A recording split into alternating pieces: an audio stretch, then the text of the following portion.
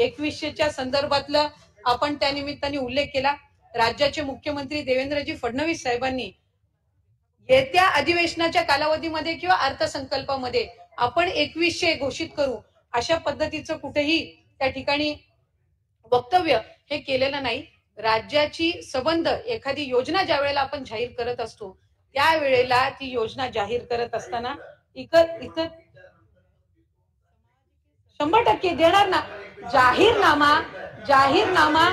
जाहीरनामा हा 5 वर्षासाठी असतो। या अर्थसंकल्पामध्ये 2100 करणार अशा पद्धतीचं वक्तव्य हे कुठेही केलेलं नाही। 5 वर्षासाठी हा जाहीरनामा जाहीर केला जातो आणि योग्य पद्धतीनं त्या संदर्भातलाही प्रस्ताव विभाग म्हणून ज्या वेळेला शासन असेल, मुख्यमंत्री महोदय, दोन्ही उपमुख्यमंत्री महोदय, मंत्रिमंडळ ज्या वेळेला त्या संदर्भातलं सूचित करेल, निर्णय करेल, त्यावेळेला विभाग म्हणून आम्ही तशा पद्धतीचा प्रस्ताव जो आहे हा शासनासमोर ठेवण्यात येईल। ज्या वेळेला जुलै महिन्यामध्ये या योजनेचं रजिस्ट्रेशन सुरू झालं त्यावेळेला सुमारे 50 लाख महिला अशा होत्या ज्यांचं अकाउंट आधार सीडेड नव्हतं, बँकचं अकाउंट, आणि कुठल्याही योजनेचा लाभ देत असताना आधार सीडिंग ही याही योजनेच्या आपल्या निकषामध्ये आपण त्या ठिकाणी ठेवलेली होती। आणि ज्या वेळेला आपण ही योजना घोषित केली त्यावेळेला जवळपास 50 लाख महिलांचे अकाउंट आधार सीडिंग करून घेण्याचं प्रक्रिया सुद्धा ही आपल्याला करून घ्यायची होती।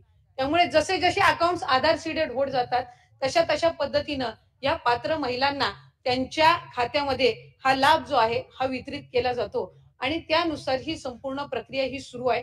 जशी जशी आम्हाला संबंधित विभागाकडून माहिती येते त्यानुसार आपण करत जातो। दुसरी महत्वपूर्ण गोष्ट, ही जी योजना आहे ही 21 ते 65 या वयोगटातील महिलांना आहे। म्हणजे दर महिन्याला जसं 65 वयोगट उलटून ज्या महिला त्या ठिकाणी तो वयोगट पार करतील त्या योजनेच्या निकषातून बाहेर पडणार आहेत। त्याच्यामुळे ती संख्या सुद्धा ही दर महिन्याला अपडेट होत जाणार आहे आणि त्यानुसार जी लाभार्थ्यांची संख्या आहे याच्यामध्ये बदल होणार आहे। दरवेळेला सुमारे नाही म्हटलं तरी आता 1,20,000 इतक्या ज्या महिला आहेत ह्या 65 वयोगटाच्या पुढे गेलेल्या आहेत। त्यामुळे त्या ह्या योजनेमध्ये आता पात्र ठरत नाहीयेत। काही अशा स्त्रिया सुद्धा आहेत जे विवाह होऊन इतर राज्यामध्ये त्या ठिकाणी जात असतात, स्थलांतरित होत असतात।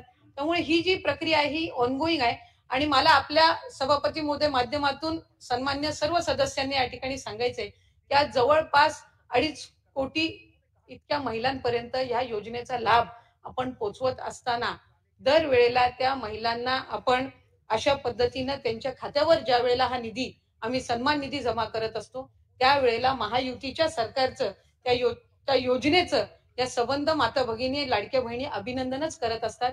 त्यांच्या आयुष्यामध्ये आलेला हा सकारात्मक बदल हा त्यांना जाणवत गेला आणि त्याचे पडसाद कुठे ना कुठेतरी आपल्याला त्या ठिकाणी निवडणुकीच्या कालावधीमध्ये पाहायला मिळाले असतील।